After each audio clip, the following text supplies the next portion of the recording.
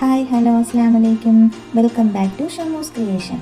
ചൂട് സമയത്ത് മനസ്സും ശരീരവും ഒരുപോലെ തണുപ്പിക്കാൻ കഴിയുന്ന ഒരു മാംഗോ ഐസ്ക്രീമിൻ്റെ റെസിപ്പിയുമായാണ് ഞാനിന്ന് വന്നിരിക്കുന്നത്.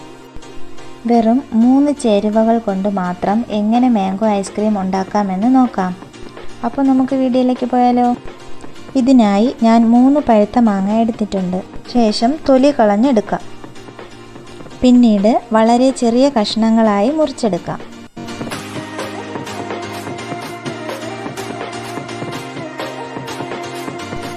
എൻ്റെ വീഡിയോ കാണുന്ന എല്ലാ കൂട്ടുകാരും വീഡിയോ സ്കിപ്പ് ചെയ്യാതെ കാണണേ. ചാനൽ ലൈക്ക് ചെയ്യാനും ഷെയർ ചെയ്യാനും സബ്സ്ക്രൈബ് ചെയ്യാനും മറക്കല്ലേ.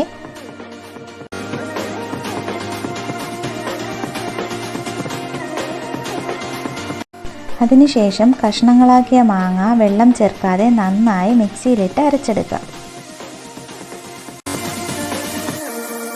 അരച്ചെടുത്ത മാംഗോ പൾപ്പ് ഒരു ബൗളിലേക്ക് മാറ്റാം.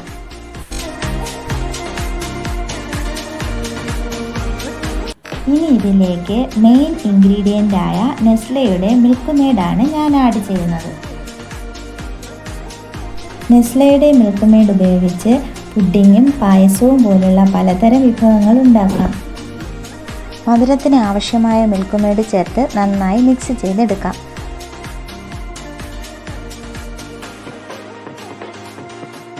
അതിനുശേഷം മറ്റൊരു ബൗളിലേക്ക് ഫ്രഷ് ക്രീം ആവശ്യത്തിനെടുത്ത് ബീറ്റ് ചെയ്യാം.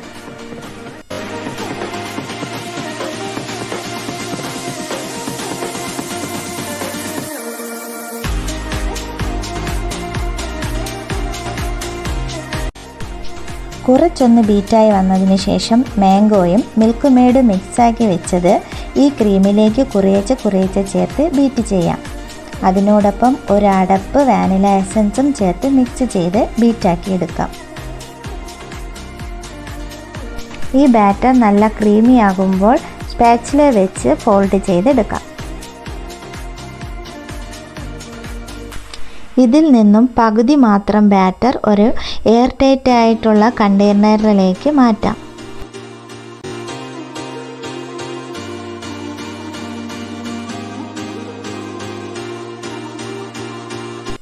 ബാക്കി പകുതിയിലേക്ക് മാംഗോ എസൻസ് ചേർത്ത് നന്നായി യോജിപ്പിച്ചെടുക്കാം.